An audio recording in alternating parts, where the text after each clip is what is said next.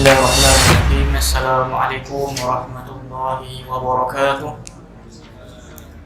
Alhamdulillahi rabbil alamin, wassalatu wassalamu ala asyrafil anbiya'i wal mursalin wa ala alihi wa sahbihi ajma'in. Rabbi shrah li sadri wa yassir li amri wa hlul 'uqdatam min lisani yafqahu qawli.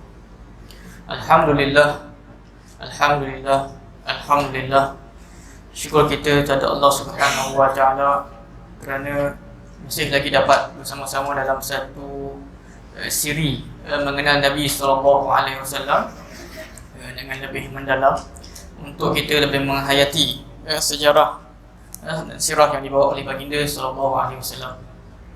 Sesungguhnya Nabi sallallahu alaihi wasallam adalah utusan dan merupakan qudwah yang terbaik untuk kita ikuti. Dan diceritakan tentang akhlak Nabi sallallahu alaihi wasallam. Akhlak Nabi ini adalah digambarkan oleh Aisyah radhiyallahu anha seperti Al-Quran. Kana khuluquhu Al-Quran. Akhlak Nabi ini seperti Al-Quran, yang menggambarkan bahawa insan yang paling aula, yang paling patut kita contohi dan teladani adalah Nabi SAW. Saya harap tuan-tuan semua telah bersedia. InsyaAllah hari ini muka surat 143. Pada bulan lepas tuan-tuan, kita telah membicarakan tentang fasa dakwah Nabi SAW. Dan saya melihat tuan-tuan, kita begitu lama dalam tajuk dakwah Nabi SAW. Sebab kita tahu metod sejarah ni dia adalah menceritakan sejarah. Tetapi bila sampai fasa dakwah Rasulullah SAW, Syekh Sabi Rahmat Al-Warfuri rahimahullah ta'ala, dia telah mensyarahkan begitu detail tentang fasa dakwah yang dibawa oleh Nabi SAW. Sampai kita hari ini masih lagi membicarakan tentang dakwah baginda sallallahu alaihi wasallam. Jadi tuan-tuan, pada bulan lepas kita telah membicarakan ujian yang telah dihadapi oleh para sahabat Nabi, yang mana mereka ni cuba nak kacau Nabi, dan mereka juga cuba mengganggu pengikut Nabi sallallahu alaihi wasallam, di antara dengan mengejek, menghina, mencaci. Dan hari ini kita juga masih membincangkan tentang rintangan dan juga cabaran yang dihadapi oleh Nabi sallallahu alaihi wasallam serta para sahabat. Jadi ujian hari demi hari, bulan demi bulan, tahun demi tahun semakin dahsyat. Kita telah bercerita bagaimana Khabbab yang badan dia bila buka macam kena kesan streka. Ada sahabat Nabi yang dibunuh seperti Sumayyah dan Yasir. Ada sahabat Nabi yang diletakkan batu di atas dadanya. Ada sahabat Nabi yang dipakaikan baju panas, dipakaikan baju besi dan diletakkan di padang pasir yang sangat panas. Itu antara bentuk rintangan yang dihadapi oleh Nabi SAW dan juga para sahabat. Jadi bila keadaan ini berlarutan, maka Nabi SAW mula mencari jalan keluar. Itulah yang kita akan bincangkan pada muka surat 143 tentang Darul Arqam. Darul Arqam ni adalah rumah sahabat Nabi yang telah dipilih untuk menjadi tempat Nabi SAW menyampaikan dakwah.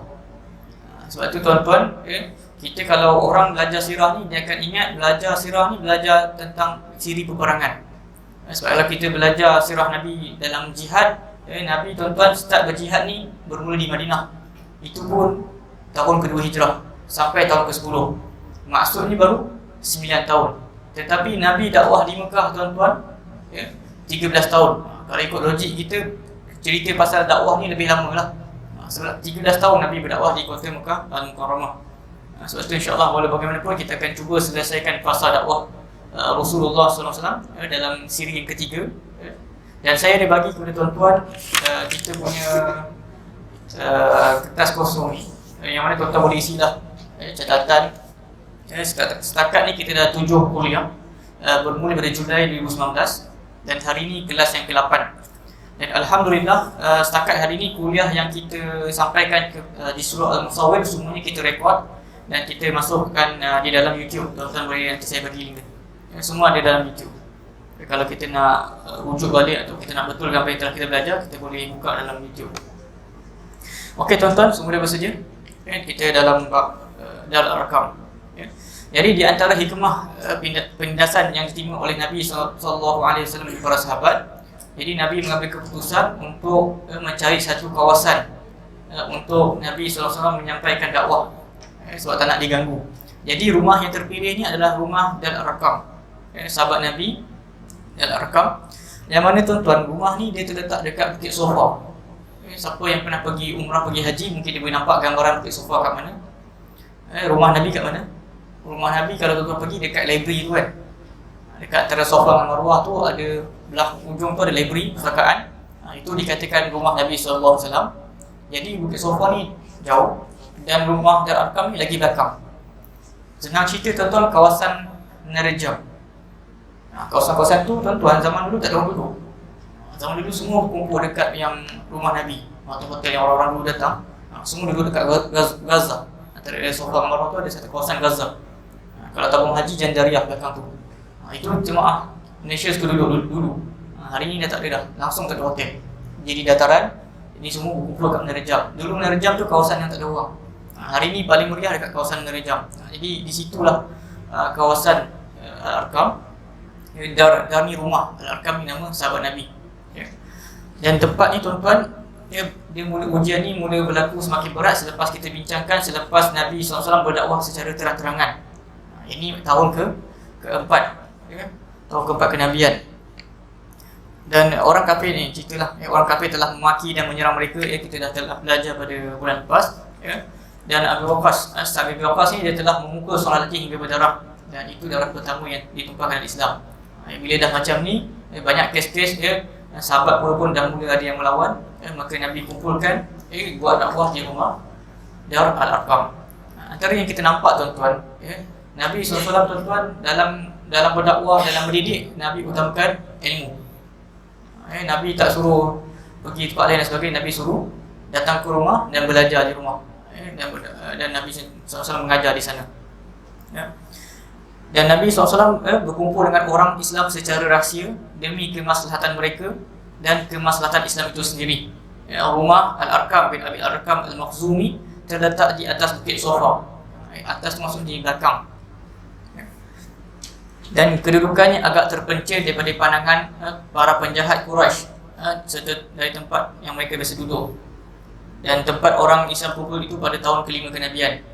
Jadi ini, dan kita akan ceritakan kenapa pentingnya rumah ni. Sebab zaman dulu tuan-tuan mereka tak dapat nak solat secara berjemaah di masjid. Sebab kalau solat tuan-tuan tahu kena seksa. Yang berani solat, kalau kita tahu sejarah, dekat depan Kaabah tu Nabi SAW sahaja yang solat depan Kaabah. Yang lain semua tak berani.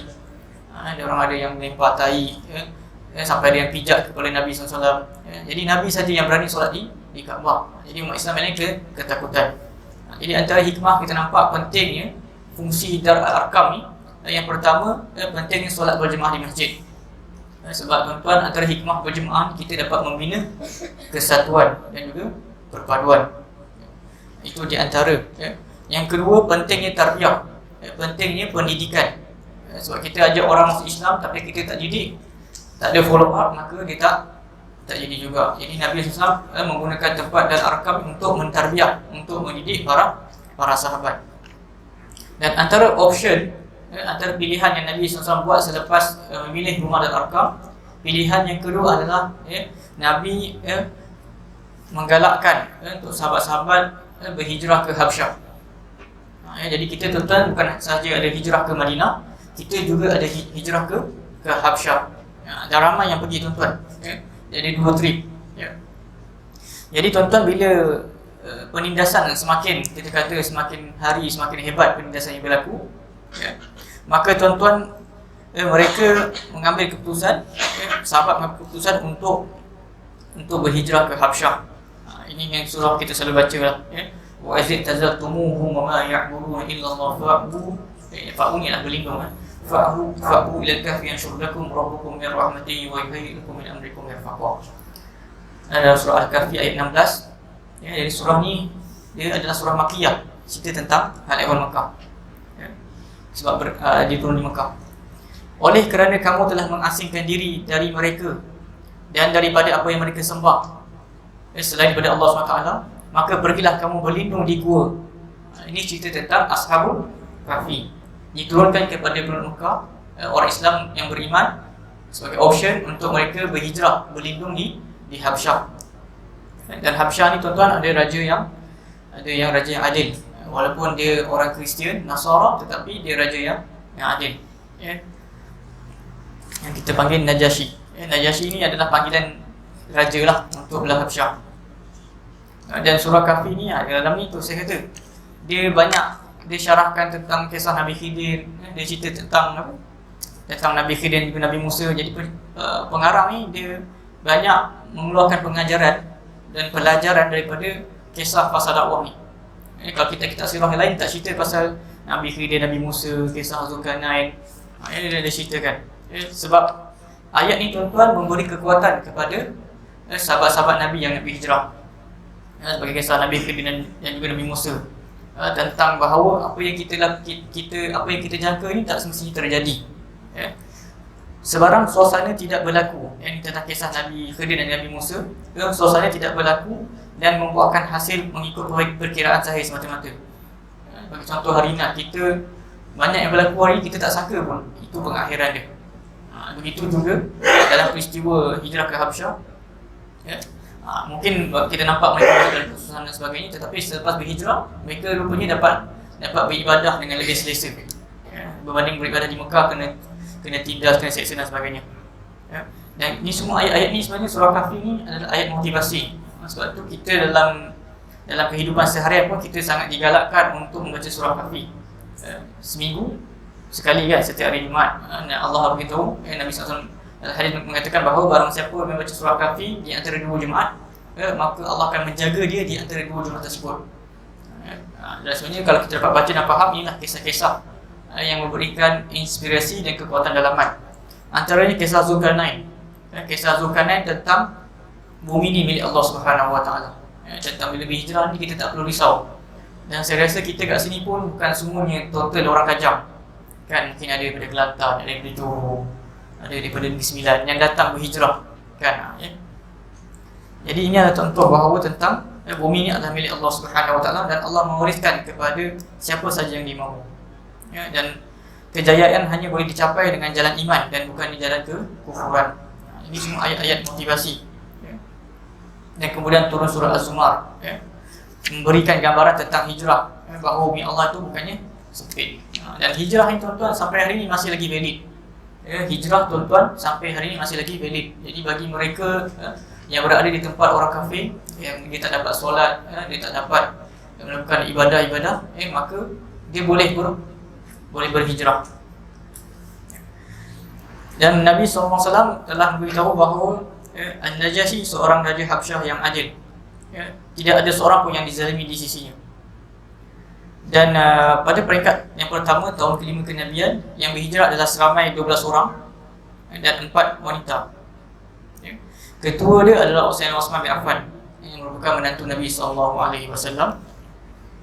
Dan kemudian kita akan detailkan. Kita ada 13 orang. Kalau dia boleh tulis. Di antara yang hijrah daripada mereka adalah Utsman bin Affan. Kemudian bersama isterinya Ruqayyah binti Muhammad SAW. Dah 2 orang. Kemudian Abdul Rahman bin Auf.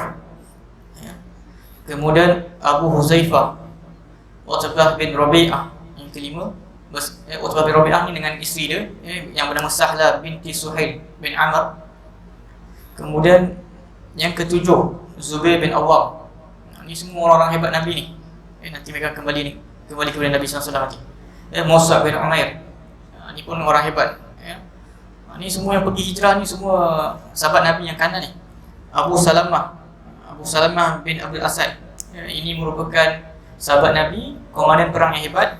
Dia satu-satunya sahabat Nabi yang boleh menunggang kuda sambil memanah. Abu Salamah ni sharp shooter lah.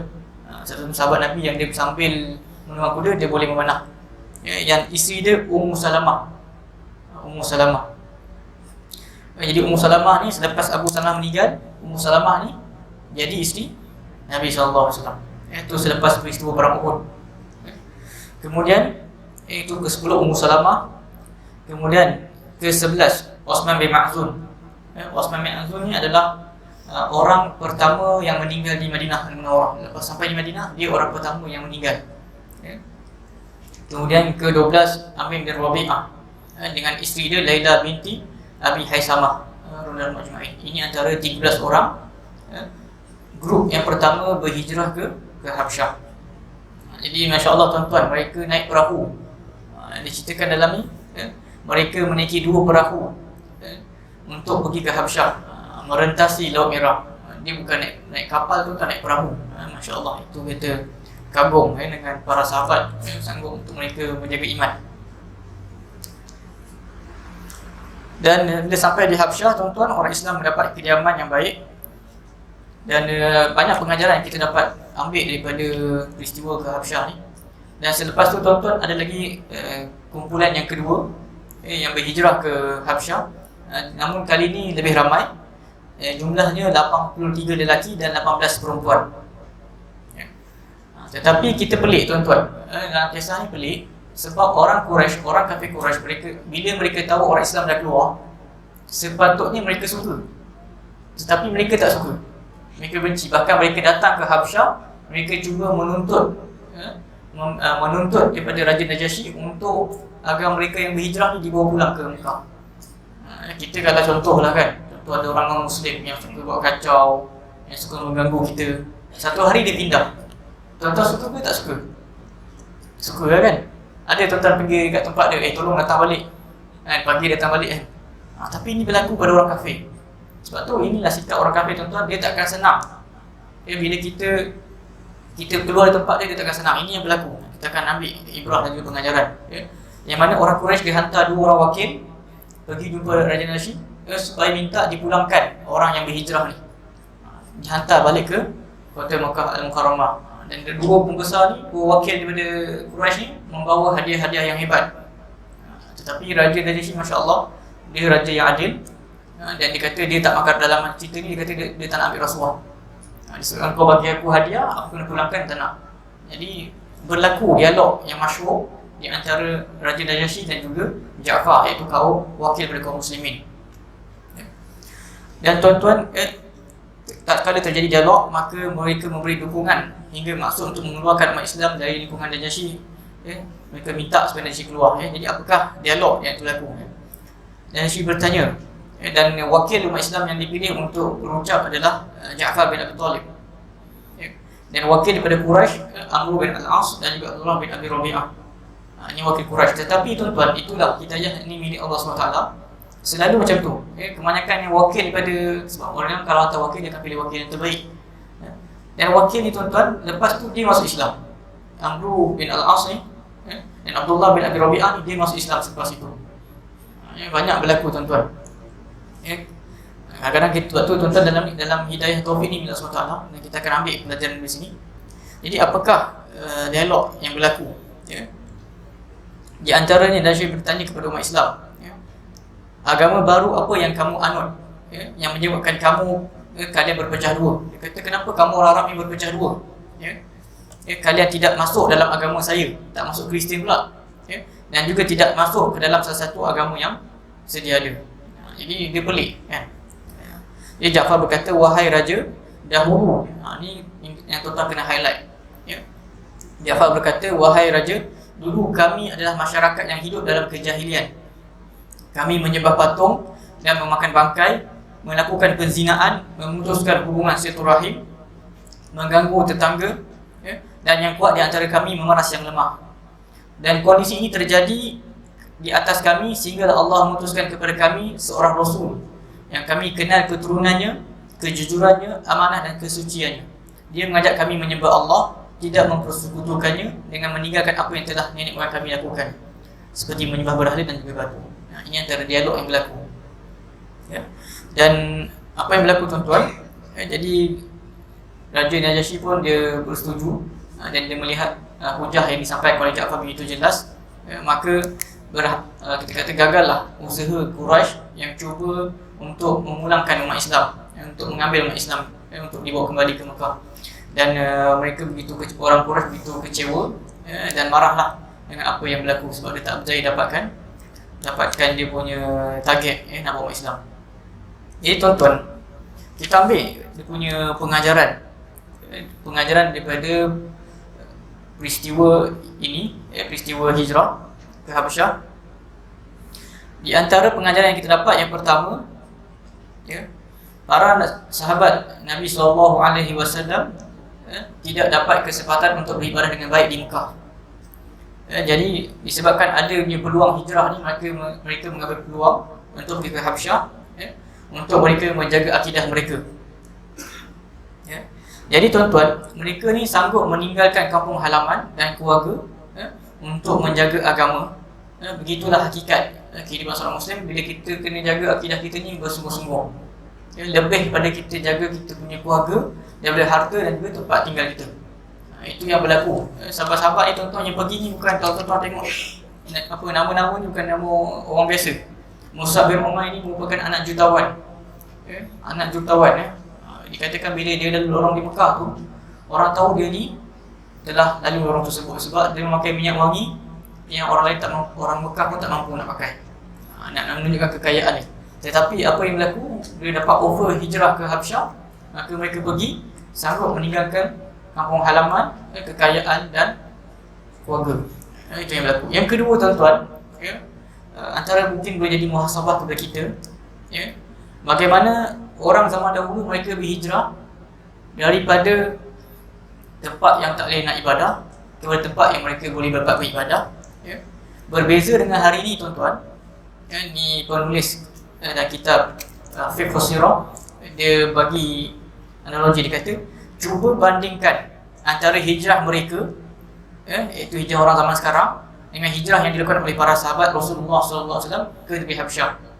Sebab hari ini tuan-tuan, kebanyakan orang dia berhijrah ke negara barat ataupun negara orang kufar, kan, yang mana di sana tidak ada syiar Islam, meninggalkan tempat yang mana mereka dapat beribadah, dapat menjaga akidah, berhijrah ke tempat orang kufar, kan, untuk semata-mata mencari rezeki. Sedangkan orang sahabat-sahabat Nabi zaman dahulu, mereka orang kaya kat Mekah, tapi mereka keluar pergi cari hidayah, cari tempat untuk mereka dapat ibadat. Jadi pengarang ni dia kata cuba bandingkan hijrah yang berlaku. Jadi bagaimana kita kena bermuhasabah, lihat hijrah kan. Orang dulu mungkin kita ada yang kita mungkin berhijrah datang ke sini untuk dapatkan ilmu, sebab dia tahu kalau duduk tempat lama mungkin dia susah nak datang majlis ilmu, mungkin suasana pun orang kurang beribadah kan. Tetapi ada juga segelintir kaum muslimin yang mereka berhijrah ke negara-negara kufar, yang kata mereka nak solat pun tak boleh kan, sedangkan sebelum ni mereka boleh solat kan. Itu antara perbezaan yang kita boleh nampak hijrah yang dilakukan oleh para sahabat Nabi SAW. Jadi banyak pengajaran. Dan antara yang kita pelik juga, yang kita kongsikan tadi, pengajaran seterusnya adalah peristiwa pengejaran. Maksudnya kejar-mengejar kan. Orang kafir Quraisy mengejar kaum muslimin berhijrah. Mereka bukan, kita katakan bahawa mereka kejar ni bukan kerana sifat peribadi, bukan sifat peribadi, tetapi kerana sifat permusuhan. Permusuhan berlatar belakangkan agama. Sebab mereka tidak mahu agama Islam disebarkan. Lepas tu kita pelik kan. Patutnya kalau orang tu dah pergi, kita suka, tapi tak terbalik. Dia pergi kejar balik sampai dia dapat. Kalau kerana seandainya permusuhan ini hanya bersifat peribadi, pastilah kaum kafir tersebut akan merasa senang dengan kepergian kaum muslimin. Sebab diorang ni dah pergi daripada pandangan mereka. Tetapi kita tahu bahawa permusuhan ini adalah berlatar belakang keyakinan agama. Sebab tu dia kejar balik orang-orang yang telah berhijrah. Macam Nabi pergi ke Madinah lah. Orang bila hijrah ke Madinah, hijrah ke Habsyah. Bila Nabi hijrah ke Madinah, sepatutnya orang kafir Quraisy mereka lega. Sebab Nabi waktu hijrah tu Nabi dan sahabat tinggalkan segala harta-harta. Tetapi apa yang berlaku? Mereka pergi datang Madinah, pergi serang pula Madinah. Itu antara sifat atau mungkin orang kafir. Yang mana ni mereka tak redha apa yang kita buat. Mereka tak redha apa yang kita buat.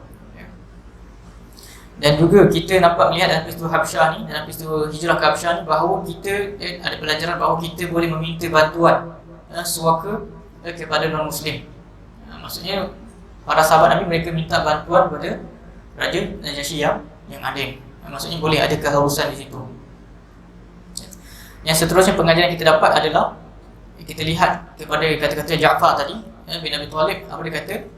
Kami dulu adalah kaum jahiliah. Kami dulu adalah makan bangkai, buat zina, putus hubungan silaturahim, ganggu jiran, yang kuat menindas yang lemah. Itu adalah sifat orang jahiliah zaman dulu.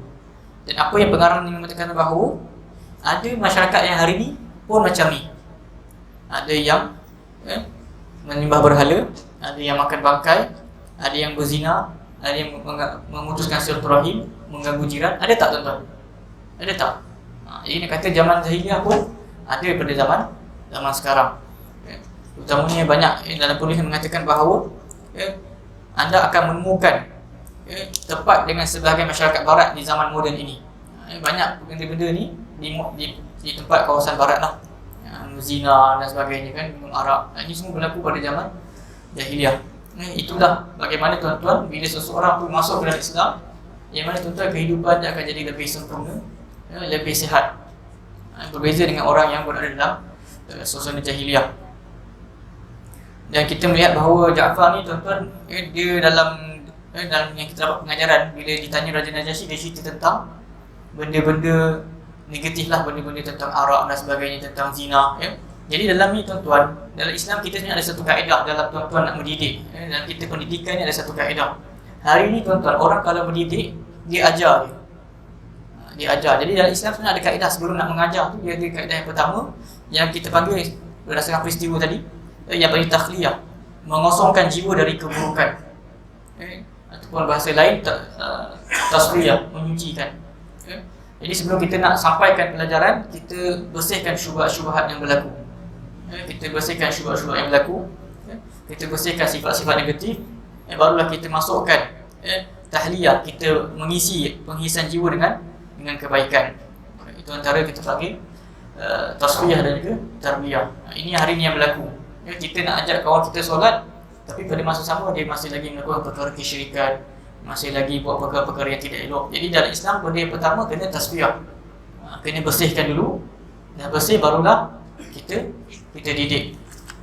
Itu antara berdasarkan kaedah daripada peristiwa hijrah tadi, yang bila ditanya dengan Ja'far cerita benda-benda yang tentang berzina dan sebagainya. Kemudian barulah bila Nabi dah hapuskan berzina, dah hapus perzinaan, dah hapuskan tentang silaturahim dan sebagainya, barulah Nabi didik dengan tauhid.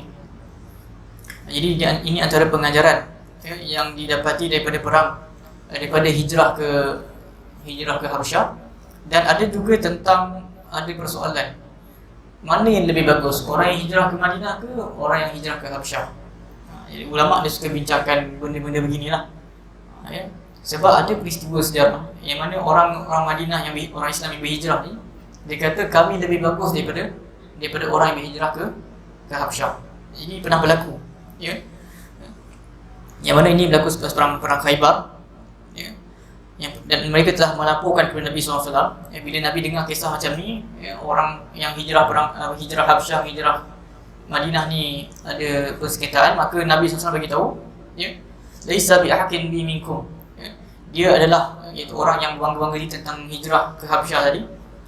Sebab dia kata kau ni hijrah Habasyah, aku hijrah Madinah, apa lagi bagus. Maka Nabi kata, orang itu tidak berhak atas diri daripada kalian. Maksudnya orang hijrah ke Habasyah ni, Nabi lebih berhak dengan hijrah ke Habasyah. Dia dan teman-teman muhajirin Madinah hanya mendapatkan hijrah satu kali, tetapi para muhajirin yang naik perahu yang ke Habasyah mendapat 2 hijrah. Sebab orang Habasyah ni lepas dia hijrah ke Habasyah, mereka juga hijrah ke Madinah. Dia hijrah 2 kali. Jadi menunjukkan mereka ni, golongan hijrah ke Habasyah dan ke Madinah lebih bagus daripada mereka yang hijrah ke Madinah sahaja. Tetapi kita katakan perbincangan ni bukan secara mutlak, ada detail dia. Sebab ada berlaku. Sebab apa mereka terkenal tuan-tuan? Mereka terkenal sebab orang Habasyah mereka terkenal dengan kesusahan hijrah sebab naik perahu. Kalau orang hijrah Madinah ni cuma kita katakan jalan darat, tetapi orang berhijrah ke Habasyah ni mereka naik perahu. Ini antara kita katakan cabaran-cabaran yang dihadapi oleh para sahabat Nabi SAW. Dan di antara cabaran lain adalah orang Quraisy yang 153 mula mengancam Abu Talib. Jadi ni dia guna banyak usaha selain cacian, selain dikejar orang yang hijrah. Sebab last kali dia apa yang dia buat, dia mengancam Abu Talib, iaitu pakcik Nabi SAW. Dia mengancam Abu Talib. Ini antara kaedah yang digunakan. Sebab dalam dakwah ni yang paling banyak bantu adalah Abu Talib.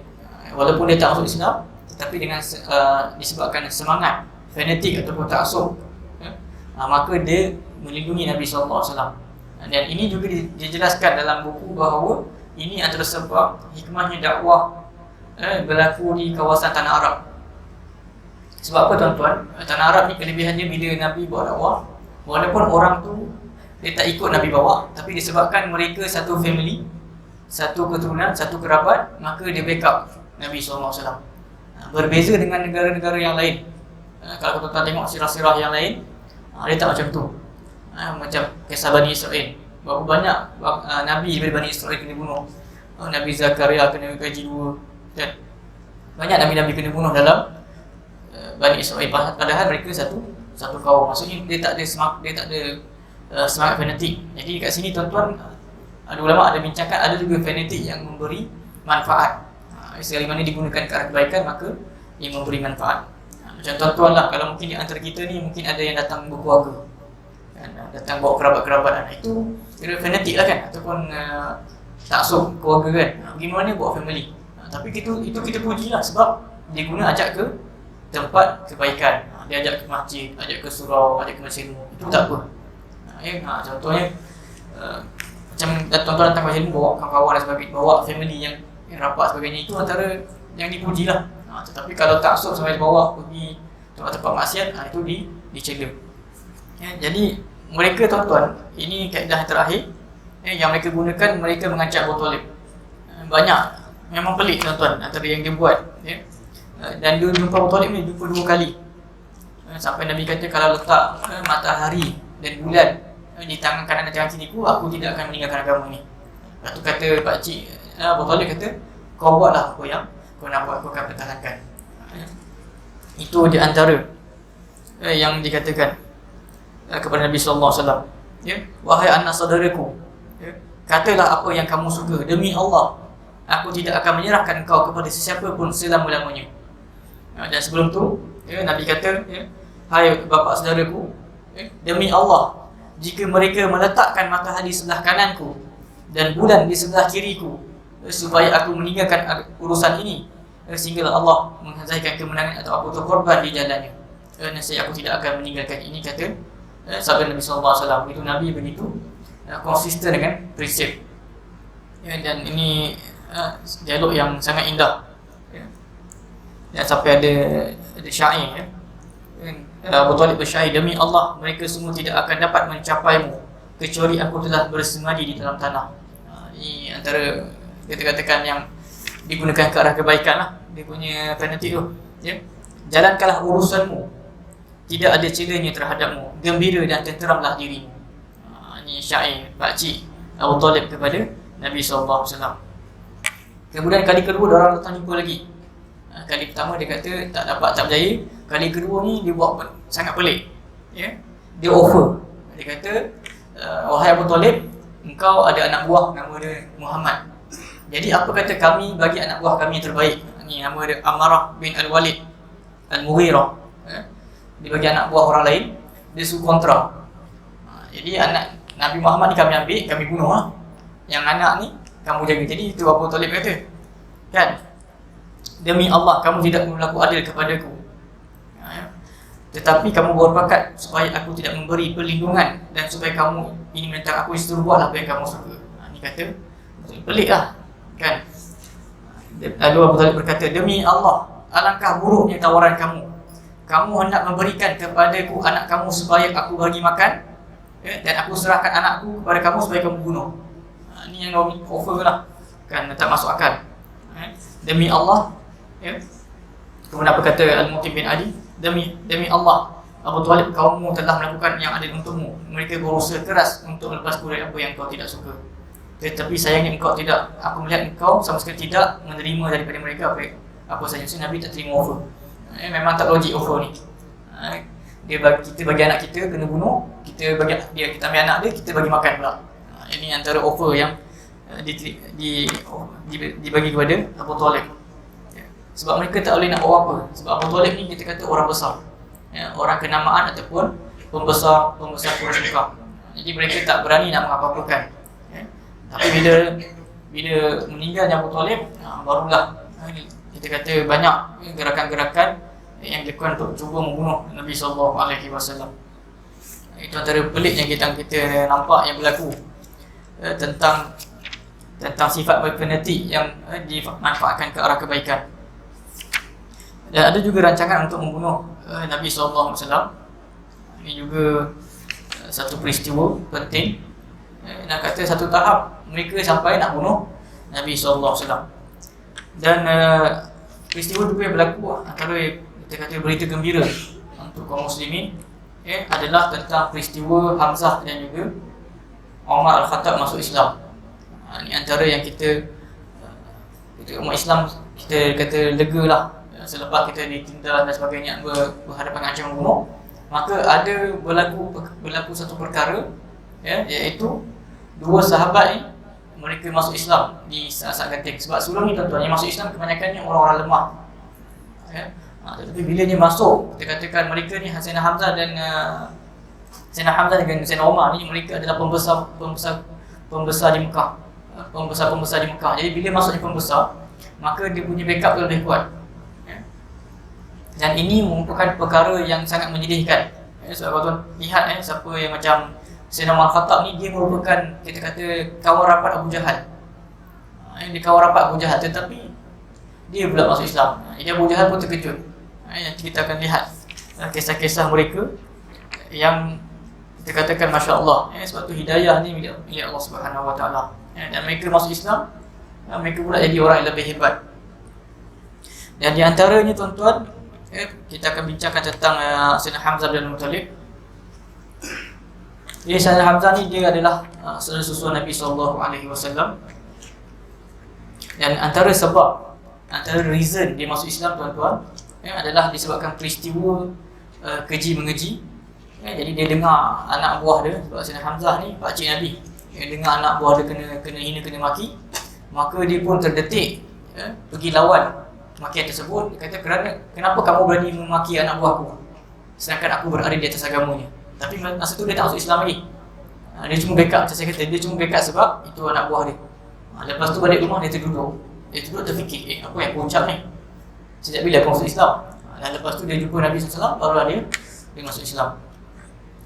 Disebutkan dalam kitab Sirah Nabawiyah bahawa ketika seseorang budak wanita Abdullah bin Jordan berada di tempat tinggalnya, ia melihat Abu Jahal bertemu dengan Rasulullah SAW di Bukit Sofa. Saat itulah Abu Jahal memaki-maki dan menyakiti Rasul, tetapi beliau tidak melawan satu patah pun. Tidak lama kemudian Hamzah bin Abdul Muttalib datang daripada berburu sambil menyandang busur panahnya. Dia pun balik berburu. Kemudian yang budak tadi, hamba tadi, dia bagi tahu kepada Sayyidina Hamzah apa yang berlaku. Maka Hamzah ni pun terus pergi berjumpa dengan Abu Jahal. Hamzah pun bergegas dan bersiap-siap bertemu Abu Jahal. Maksudnya Hamzah ni nak marah dengan Abu Jahal apa yang telah dilakukan kepada anak buah ni. Hamzah berkata, apakah kamu mencaci maki Muhammad? Aku sekarang mengikuti agamanya dan mengucapkan kalimah yang ia ucapkan. Silalah kamu balas perlakuanku. Maka Abu Jahal pun terkejut dengan apa yang diucapkan. Ini antara sebab bagaimana Sayyidina Hamzah boleh masuk Islam. Dan selepas dia masuk Islam, dia banyak membantu Nabi SAW. Walau bagaimanapun beliau terkorban dalam peristiwa perang Uhud. Beliau Sayyidina Hamzah ni mendapat golongan Syed Syuhada. Syed Syuhada ni adalah penghulu segala orang yang mati syahid. Dan dia ditanam di Uhud. Sampai masjid sebelah tu pun dinamakan Masjid Hamzah. Masjid Syed Syuhada. Masjid Syed Syuhada ni adalah Sayyidina Hamzah. Begitu antara kita katakan. Jadi peristiwa ni membantu menguatkan kembali kekuatan kaum muslimin. Dan selepas tu juga, selang beberapa hari, masuk pula Sayyidina Umar Khattab dalam Islam. Selama beberapa hari je. Jadi Sayyidina Umar Khattab ni tuan-tuan, dia sering menyakiti kaum muslimin. Dan satu peristiwa, kita sekarang ni kita tengok macam mana dia boleh masuk Islam. Dia ada sebab yang mana Allah SWT melunakkan hati dia. Ada satu kisah tentang tim yang nak pergi hijrah ke Habsyah ni. Laila binti Hasamah, iaitu isteri Amir bin Rabi'ah yang kita sebutkan tadi, yang mereka bila hijrah ke Habsyah ni, dia terserempak dengan Sayyidina Umar. Jadi yang terserempak ni adalah perempuan ni lah, iaitu Lailah. Jadi terserempak dengan Sayyidina Umar. Jadi tuan-tuan, agak-agak apa yang Sayyidina Umar buat bila nampak orang nak berhijrah? Dia nampak si Lailah dengan family nak berhijrah, dia buat apa? Dia pergi kejar, dia pukul, dia buat apa tuan-tuan? Dia pergi nasihat. Dia kata apa? Selamat bermusafir. Maksudnya kita akan ceritakan, demi Allah, ketika kami hendak berangkat untuk berhijrah ke Habsyah, pada saat itu suami dia Amir bin Rabi'ah pergi untuk satu keperluan. Suami dia keluar lah, jadi tinggal isteri dia. Tiba-tiba Umar yang masih musyrik, belum Islam lagi, datang dan berdiri di hadapanku. Padahal sebelum ini kami sering mendapat perlakuan kasar darinya. Sebelum dia kena selalu keji, kena maki dengan Sayyidina Umar, dan dia suka menyakiti dan mengganggu kami. Akan tetapi pada saat itu dia berkata, dia kata ni memang macam sedih lah, benarkah kalian akan berangkat? Dia tanya dengan orang nak pergi ni. Kata, korang ni nak pergi ke? Jadi ke nak pergi? Kan? Benarkah kalian akan berangkat wahai Ummu Abdillah? Aku jawab, ya. Demi Allah, kami akan berjalan di bumi Allah. Sebab kalian selalu menyakiti kami, selalu menindas kami. Mudah-mudahan kelak Allah akan memberikan jalan keluar terbaik bagi kami. Apa kata Umar? Umar berkata, semoga Allah bersama kalian. Umar dia kata, selamat tinggal lah. Semoga Allah bersama kalian. Lepas tu apa kata Lailah? Sesungguhnya aku melihat sikap lembut Umar yang belum pernah aku lihat selama ni. Maksudnya dia nampak kelembutan. Kemudian dia pergi dan aku melihat dia merasa sedih di atas kepergian kami. Dia, Sayyidina Umar ni rasa sedih. Lepas tu suami dia datang, suami si Lailah ni lah. Kemudian Amr bin Rabi'ah pun datang. Hai Abdullah, Lailah kata dengan suami dia, seandainya kamu melihat sikap lunak dan kesedihan Umar atas kepergian kita, maksudnya kalau kau datang ni mesti kau dapat tengok Sayyidina Umar ni sedih. Tetapi kata suami dia, dia tak percayalah. Dia kata apa? Sesungguhnya orang yang kamu lihat tadi tidak akan masuk Islam. Kata suami dia, orang yang kau nampak tadi tu tak akan masuk Islam sampai kedai orang Umar tu masuk Islam. Maksudnya memang takkan percayalah. Tetapi memang terbukti Sayyidina Umar masuk Islam. Suami dia pun tak percaya. Suami Lailah tak percaya. Dia kata, kalau kau bagi tahu kedai dengan Sayyidina Umar ni, aku percaya kedai masuk Islam daripada Sayyidina Umar masuk Islam. Tapi terbukti Sayyidina Umar masuk Islam. Masya Allah, ni antara kisahnya. Antara kisah yang masyhur tuan-tuan dengar, yang kisah yang surah Taha tu kan, yang bila masuk rumah adik Fatimah, adik kepada Sayyidina Umar tengah baca Quran. Itu antara salah satu kisah. Dan banyak lagi tuan-tuan antara kisah Sayyidina Umar. Antaranya rupanya dia orang bukan Islam ni, mereka sering duduk di Kaabah untuk mendengar bacaan Quran Nabi SAW. Dia suka dengar. Antara Sayyidina Umar pun dia pernah satu ketika dia menyorok belakang lampu Kaabah. Dia nyorok untuk mendengar apa yang dibaca Nabi SAW. Itu antara kita katakan orang ni, macam orang Muslim kita memang tak dengar langsung lah kan, kita nak baca Quran kan. Tapi orang zaman dulu yang non-Muslim, yang musyrik, mereka nak dengar Quran. Tapi sebab kata Al-Quran mengatakan bahawa mereka masuk telinga kanan, telinga kanan keluar telinga kiri. Dan di antaranya tuan-tuan, doa Nabi SAW, Allah ma'izal Islam bi'ahabbi hazin rajulain ilaika. Nabi doa, ya Allah, muliakan Islam dengan salah seorang yang lebih engkau cintai. Siapa dia? Bi Abi Jahlin atau bi Umar bin Al-Khattab. Ya Allah, muliakan Islam dengan salah seorang yang lebih engkau cintai daripada kedua lelaki ini. Nabi bagi dua nama, Abu Jahal ataupun Umar bin Al-Khattab. Dan rupanya ternyata yang lebih dicintai oleh Allah adalah Umar bin Al-Khattab. Dan dalam doa yang lain, Allah ma'idil Islam bi Umar bin Al-Khattab khassatan. Ya Allah, muliakanlah Islam dengan Umar bin Al-Khattab secara khusus. Ini antara doa Nabi SAW untuk Sayyidina Umar. Dan banyak lagi kisah-kisah yang menceritakan tentang Sayyidina Umar masuk Islam. Tetapi yang kita dapat ambil pengajaran bahawa ini memberikan satu berita gembira kepada orang Islam atau yang ditindas, lemak sebagainya. Sebab Sayyidina Umar yang lepas masuk Islam, dia tidak merahsiakan keislaman dia. Memang pelik. Antaranya tuan-tuan apa yang dia buat, riwayat dari Ibn Ishaq mengatakan bahawa Umar radhiyallahu anhu masuk Islam, ia mengatakan, siapa di antara Quraisy yang paling cepat menyebarkan berita? Dia kata, siapa di orang Arab ni yang boleh buat viral? Dia cek dia tu, siapa boleh bagi viral? Kata dia nak minta orang ni pergi viralkan keislaman dia. Jadi pun maka dia beritahulah kepadanya Jamil bin Muammar Al-Jumahi. Ini orang yang zaman dulu yang dapat cerita, dia boleh sebarkan dengan begitu cepat. Omar pun menemuinya di pagi-pagi buta, dan aku pun mengikut cerita ni. Orang yang ceritakannya itu anak dia, Abdullah bin Omar, untuk dibagi tahu tentang Sayyidina Umar masuk Islam. Dan dalam peristiwa hijrah pun kita melihat Sayyidina Umar ni antara yang mengiklankan penghijrahannya. Sahabat-sahabat Nabi yang hijrah ni waktu malam, tak bagi tahu orang, tapi Sayyidina Umar dia mengiklankan. Ini antara peristiwa yang berlaku. Jadi banyak kita katakan bahawa keislaman Umar telah membawa kemenangan dan menumbuhkan harga diri bagi kaum muslimin, serta membawa kehinaan dan rasa lemah bagi musuh-musuh Islam. Ada banyak riwayat yang ceritakan tentang perkara ini. Imam Bukhari meriwayatkan daripada Abdullah bin Mas'ud radhiyallahu anhu mengatakan, "Ma zidna 'izzatan munzu aslama Umar." Kami senantiasa merasakan punya harga diri. Kami merasakan punya harga diri semenjak masuknya Islamnya Sayyidina Umar. Dan sabda Nabi sallallahu alaihi wasallam, "Wallazi nafsi bi yadihi ma laqika syaitan salikan fajjan qatun illa salaka fajjan ghayra fajjika."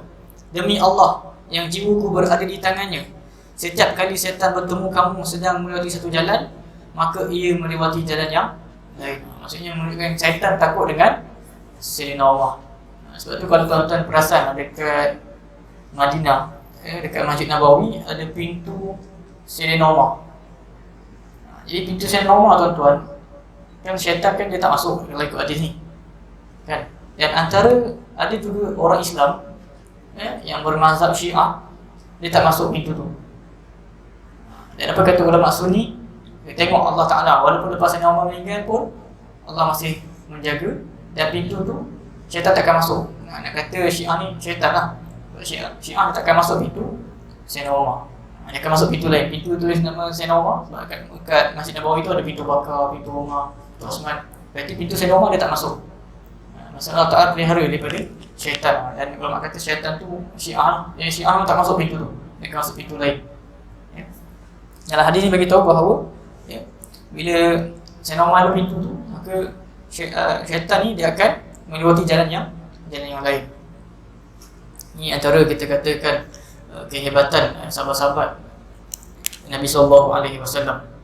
Dan Sayyidina Umar mendapat gelaran Al-Faruq. Al-Faruq ni bermaksud membezakan hak yang batil. Di antara pengajaran yang kita dapat bahawa penyebab masuk Islamnya Hamzah adalah kerana Abu Jahal selalu menyakiti dan mengganggu Nabi SAW. Sebab tu tuan-tuan, kita satu benda tu kadang-kadang kita tak suka, tetapi hikmahnya lebih banyak. Dalam Al-Quran mengatakan surah An-Nisa, "Fa'asa an takrahu syai'an wa yaj'alallahu fihi khairan katsira." Maka bersabarlah, kerana mungkin kamu tidak menyukai sesuatu padahal Allah menjadikan padanya kebaikan yang banyak. Bila satu perkara tu kita nampak tak bagus, tak elok, kan, ditindas begitu, tapi lepas tu banyak hikmah dia. Wa'asa, ni surah Al-Baqarah, wa'asa an takrahu syai'an wa huwa khairun lakum. Boleh jadi kamu membenci sesuatu perkara padahal ia amat baik bagimu. Dia ambil kisah daripada mana? Kisah tentang Nabi kena siksa dengan Abu Jahal. Disebabkan Nabi disiksa Abu Jahal, maka Sayyidina Hamzah masuk Islam.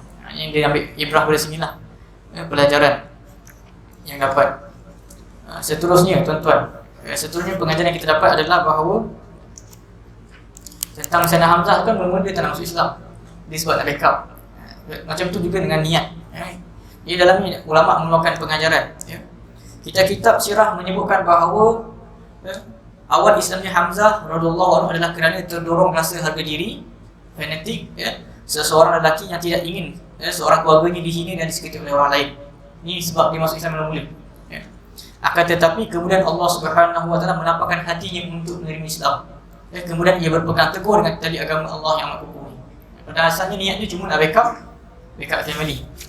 Dan dia pengarang ni dia mengatakan bahawa banyak permainan yang kita berada dalam hidup kita. Okay.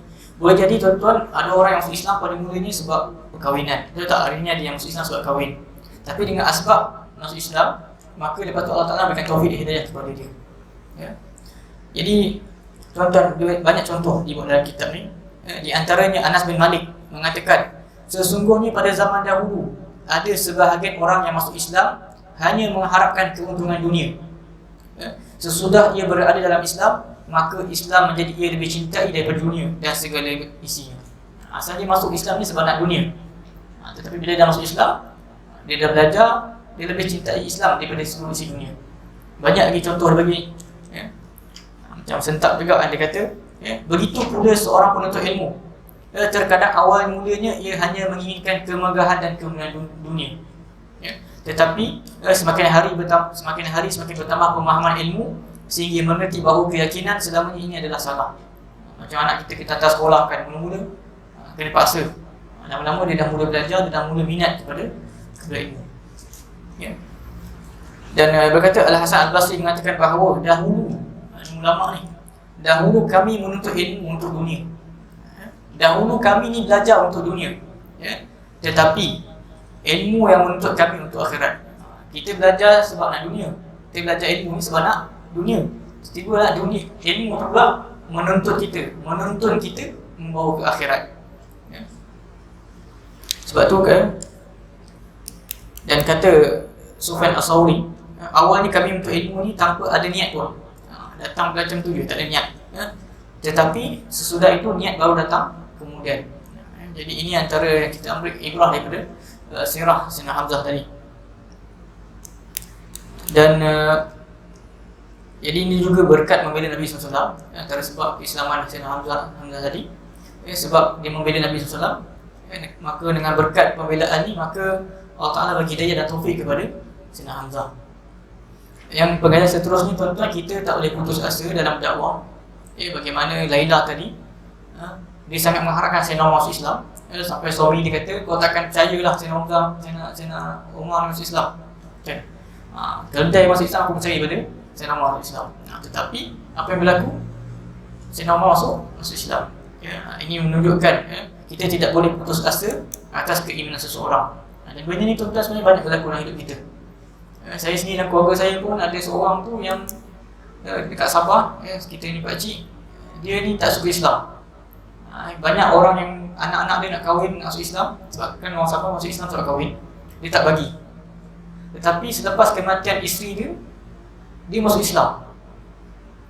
Pakcik itu dia masuk Islam, dan dikahwin dengan orang Islam. Jadi padahal waktu usia muda dia memang orang yang suka lawan Islam. Tapi kita dalam dunia dakwah ni, kita tak ada putus asa. Selagi mana dia masih bernyawa, rupanya di saat akhir pula, kan, dia pula masuk Islam. Jadi satu menimbulkan, dulu dia larang anak dia masuk Islam, sekarang dia pula masuk Islam. Ini antara cerita ni lah. Kita boleh tengok kisah Laila ni, suami tak percaya, rupanya dengan harapan tu masuk Islam, dan jadi orang lebih hebat pula daripada sahabat-sahabat yang lain. Dan antara pelajaran yang penting adalah kita hendaklah mendoakan orang non-Muslim agar mendapatkan hidayah. Bagi seseorang yang akan mempunyai pengaruh positif bagi kaum Muslim, khususnya mereka orang-orang Muslim yang banyak buat kebaikan. Sebab hari ini banyak kan orang-orang yang non-Muslim yang buat benda baik. Kita orang dalam grup WhatsApp, ustaz sampai bincang, ada orang non-Muslim, orang Cina nak sedekah, infak untuk masjid dengan surau. Macam mana tuan-tuan? Apa hukum dia? Ini pelik tau, hari ni yang nak infak ni, yang nak sedekah ni adalah orang Muslim. Dia nak sedekah, kita pula nak terima pula, tak tahu boleh ke tak, kan?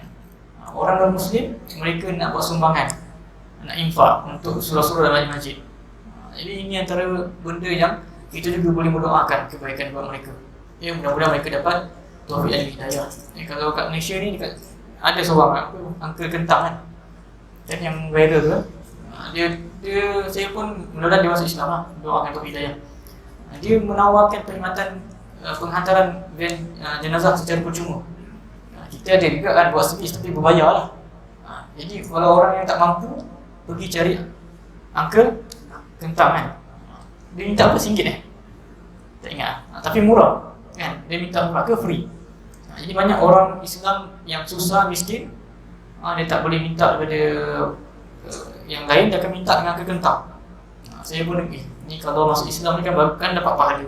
Sebab kita dalam amal ibadah ni, Allah SWT takkan terima amal kita kalau kita tak Islam. Jadi kalau orang non-Muslim, orang kafir, mereka buat banyak amal ketaatan pun, sebab mereka tak buka akaun, punca dia tak ada akaun.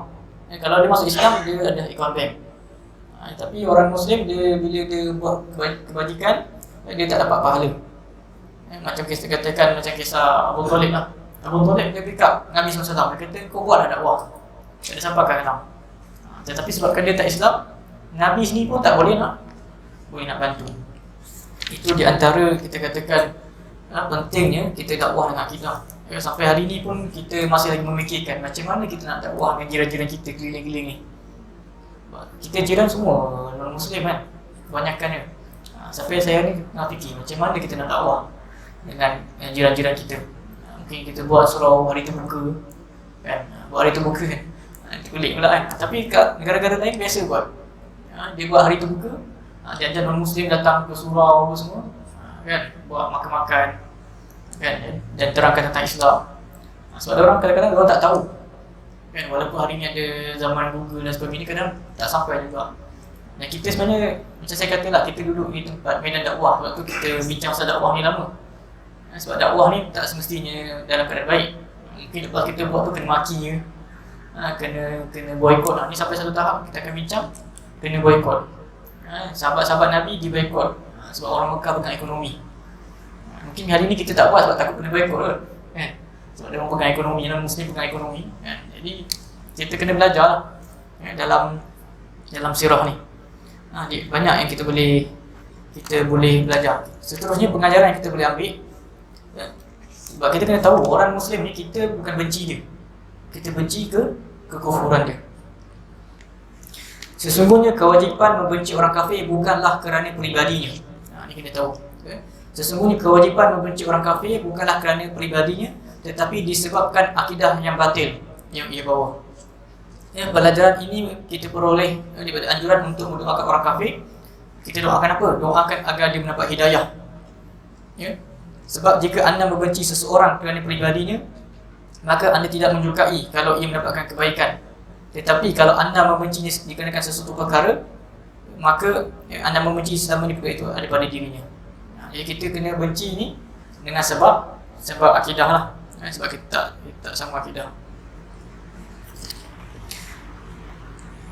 Dan banyak lagi pengajaran yang saya suka ambil dari fiqh sirah ni, sebab dia terus keluarkan poin-poin yang kita boleh ambil belajar tentang kita terus keluarkan pengajaran yang kita lihat daripada sirah Nabi SAW.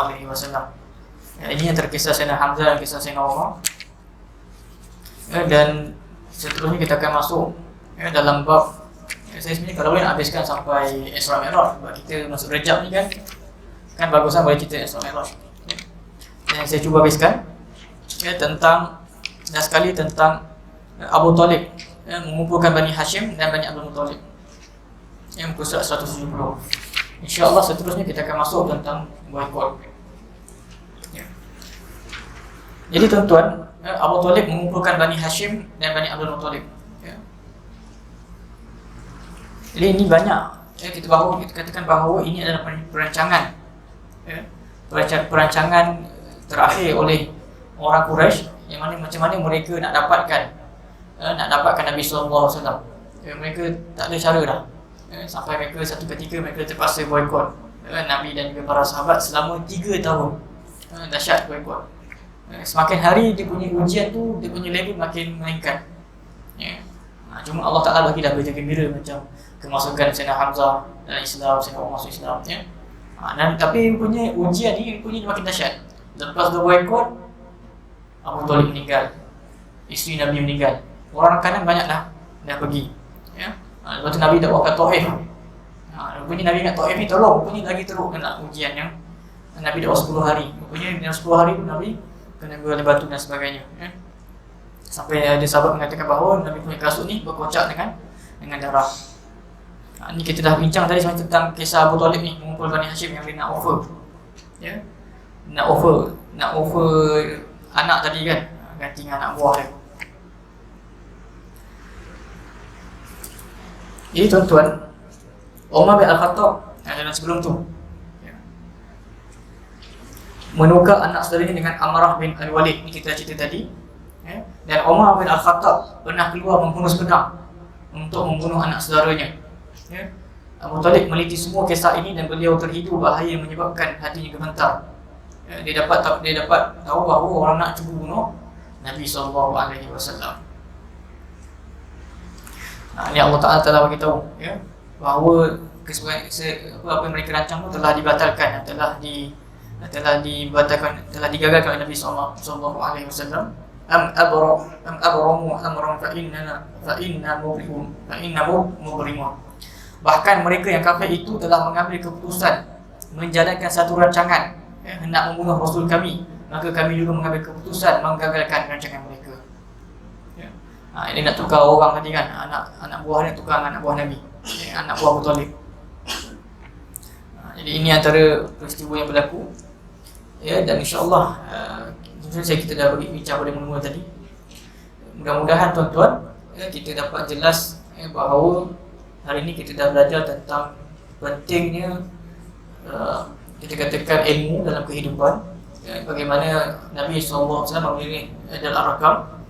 Kemudian pentingnya peristiwa hijrah, bagaimana Nabi SAW dan para sahabat ada yang berhijrah ke Habsyah, dan Nabi SAW memilih untuk berhijrah ke Madinah Munawwarah. Dan ketiga kita belajar hari ini bagaimana Quraisy menghadap Abu Talib sebanyak 2 kali untuk rencana membunuh Nabi SAW. Itulah fasa dakwah yang dilalui Nabi SAW, dan banyak pengajaran yang kita ambil. Dan Abu Talib tuan-tuan, jelas sekali kita Abu Talib dia sakit, dan kita akan masuk nantilah sebelum berikut kita akan cerita tentang kewafatan Abu Talib dan juga kewafatan isteri Nabi SAW, Khadijah. Mudah-mudahan tuan-tuan apa yang kita sampaikan ni bermanfaat untuk kita semua. Mungkin tuan-tuan ada persoalan ataupun cadangan, sebab tuan-tuan kita dah masuk Rejab.